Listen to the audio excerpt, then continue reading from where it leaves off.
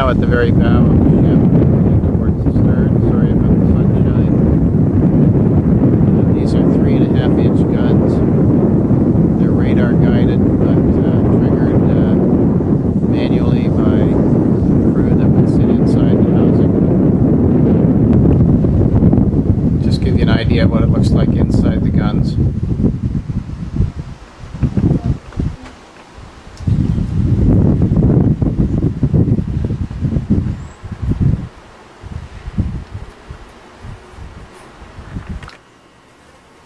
And again, we're right inside the gun, looking out towards the bow and further up the river towards town.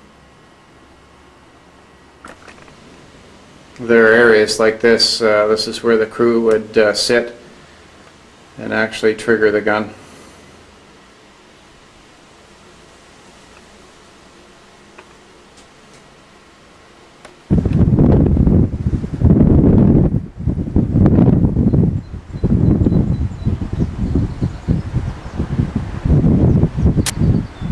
My understanding that shells would come up an elevator inside the ship, would be passed out these ports by a crew, which would then hand them up into the gun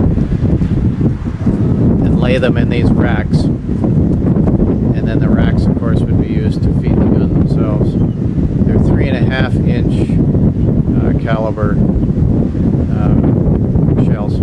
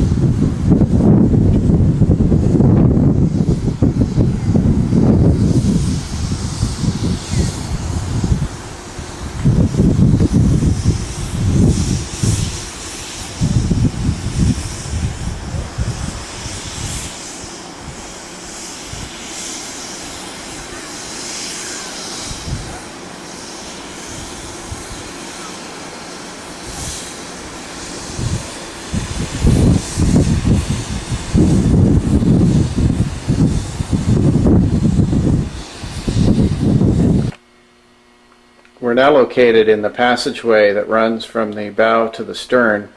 It's the only one. It's called Burma Road in the Canadian Navy. And I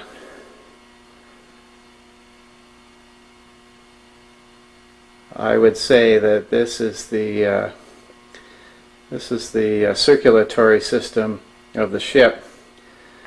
If you go up one deck, it's officers or the weather deck, and you're outside. And if you go anywhere below here, they're watertight compartments It's either the engine room or the boiler room, fuel tanks, water tanks, or living quarters.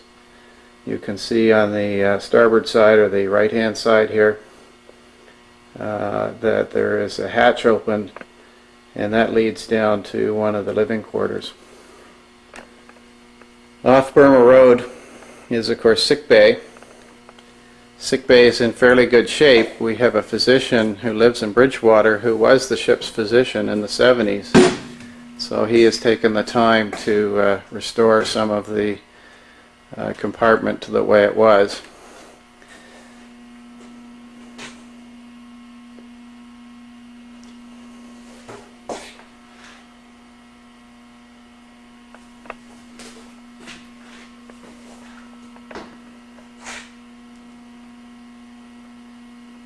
Just for the fun of it, up until the 70s, when a tot of rum was a tradition in the Canadian Navy, it was also the ship's physician who supervised the issuing of that tot, and that was done in Burma Road, just outside of sick bay here. Forward of sick bay is the petty officer's bar. The carpet has been removed in here. We're in the process of just starting to restore it. The seats and tables and things actually were all removed and taken to another operating ship, and that ship has just been decommissioned, and we're going to unbolt them and bring them back.